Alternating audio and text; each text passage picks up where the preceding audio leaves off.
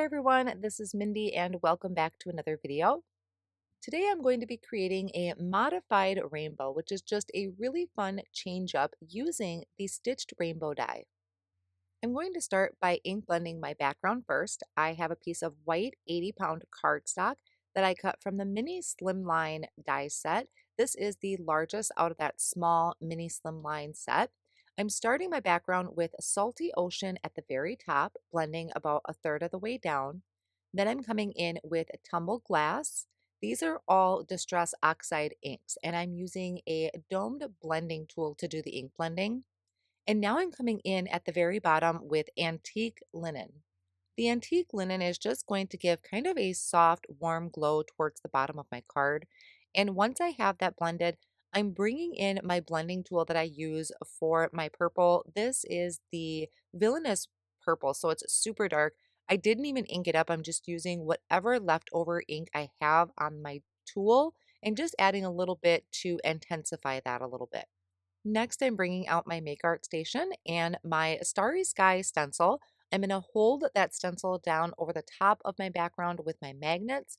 And then I have the Fairy Dust stencil paste. I'm using a silicone tool that I'm just using to spread this fairy dust stencil paste over the background. I start with kind of a heavy layer and then I spread it out into a thin layer, and I'll wipe off any excess back into the jar if it's not contaminated.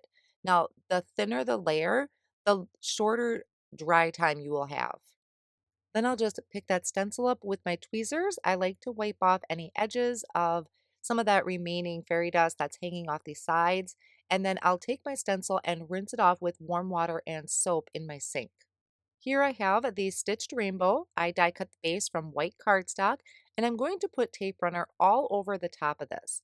I have the rainbow pieces. This is where I have a modified rainbow. I am using the warm colors of the rainbow. So I'm using raspberry cardstock, ballet slippers, fake tan, sunflower, and sticky note. I think this also would look neat die cut out of the cool tones, which would be the blue, green, and purples. So just changing up the order of your rainbow, I think adds a little bit more interest to your card and kind of surprises the recipient a little bit because they're expecting the rainbow of colors. Also on the stitched rainbow die are some clouds. So I die cut a few of these out of white cardstock, and I'm adding to the top of my card hanging off of the edges with foam tape.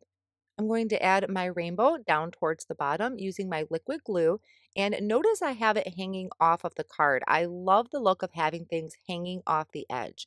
Then I can layer on those clouds at the bottom. So the first one I added right to the top of my rainbow with liquid glue, and the other one I'm going to add foam squares to pop that up just a little bit.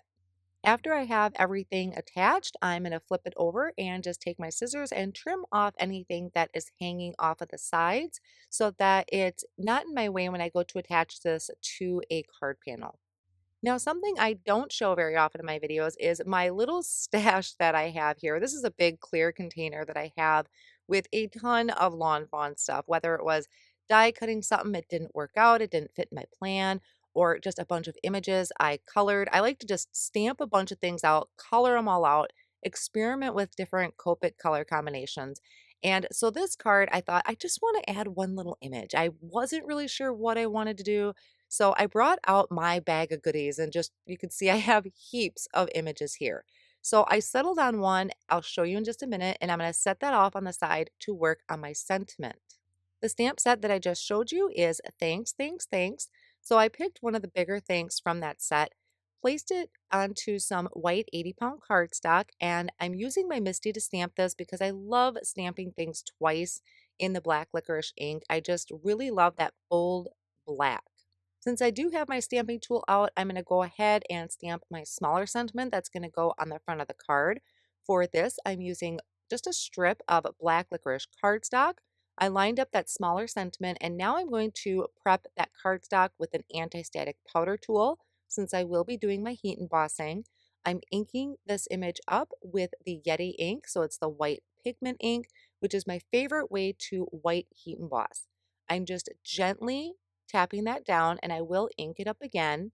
And then I'm going to sprinkle on white embossing powder. I'll tap off any excess back into my container, And after my heat tool is nice and hot, I can bring that in and melt that embossing powder. I'll use the coordinating die to my word thanks to die cut that out. And then I'm going to trim down this smaller sentiment just using my mini paper trimmer.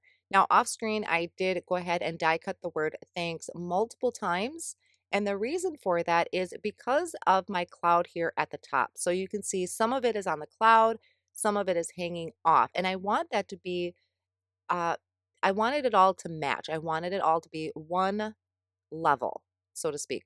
So I figured out what part of the word thanks is hanging off of the cloud and I trimmed the rest of mine to that. So it ended right about the A. So I'm going to layer all of these together with my liquid glue. So I'm only layering up the T, the H, and the A. The rest of that is going to be on top of the cloud. And after some kind of trial and error and testing it out, I have about 4 or 5 layers here. And mainly that's because I used 80-pound cardstock. If I would have used a heavier cardstock, I probably wouldn't have needed as many layers.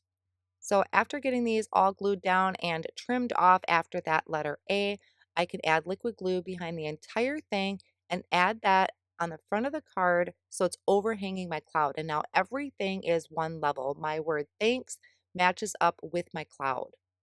I'll push that down to make sure that it's nice and secure. Hold that for a few seconds. And I'm adding black foam squares behind my smaller sentiment that I trimmed down. I'll remove the backing of those foam squares and add that right under the word thanks.